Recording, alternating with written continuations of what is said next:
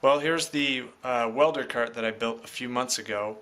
It was really cheap, really easy to build, and that's because I made it out of wood. And a lot of people wondered why I used wood instead of steel, thinking it would catch on fire, and why didn't I practice welding up steel. But it was a lot cheaper and easier to build out of wood.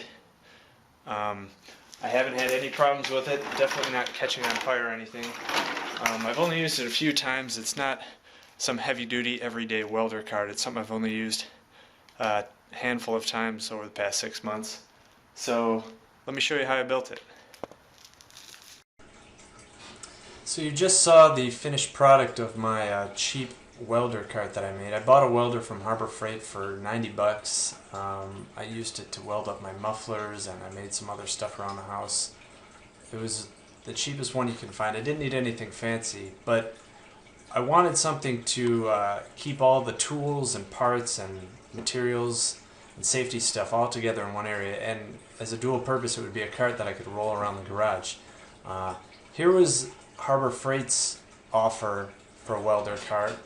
It's a cheap, thin metal thing that it didn't really serve the purpose that I wanted as storage also, and it looked kind of top heavy. I'm not sure that it would tip over, but I was a little worried about it. So I drew up some plans, and this was over, many different versions, but I wanted the welder on the bottom, I wanted a shelf, a handle, wheels, something to hold a fire extinguisher, the mask and gloves and everything. So I drew up all the parts, and I was going to make it out of wood, and a lot of people said, why'd you make it out of wood? First, because it was cheap. I had it, it was free. I'm using 2x4s, which are $2 for 8-footers. A lot of people said, why don't you make it out of steel? That's always the first project, is to make a steel welder cart. And I didn't need it to be steel. I'm not going to use it every day. It's not, I'm not working at a shop. I didn't want to go out and buy, $80 worth of angle iron and weld this up. Wood was fine. They're saying it's going to catch on fire. It hasn't. It's been fine. It's lightweight. I'm happy with it. So everyone that says I should make it out of steel, I'm not even concerning with. Here's the parts that I cut out. This is the frame, and these were the uprights in front. You can see these were the wheels I was originally going to use. I didn't use them.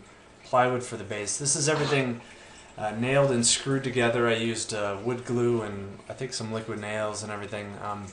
This is real rough right now because I was going to spackle and paint everything. I wasn't as concerned about the joints and the corners.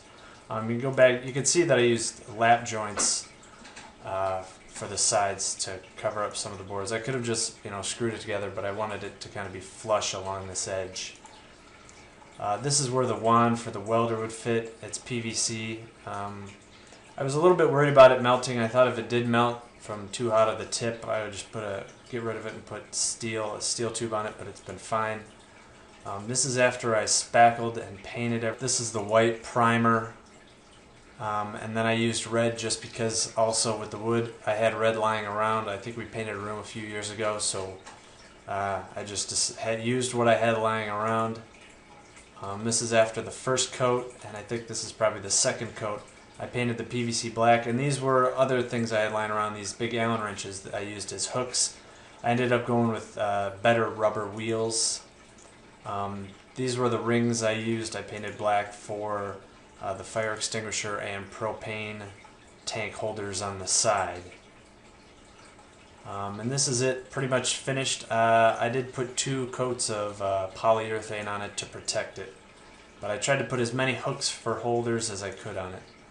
And this is it loaded up with everything. I had clamps and wire cutters and the fire extinguisher and gloves and extra flux wire, the blowtorch on the other side. I hung my helmet. Here's the wand and the holder there.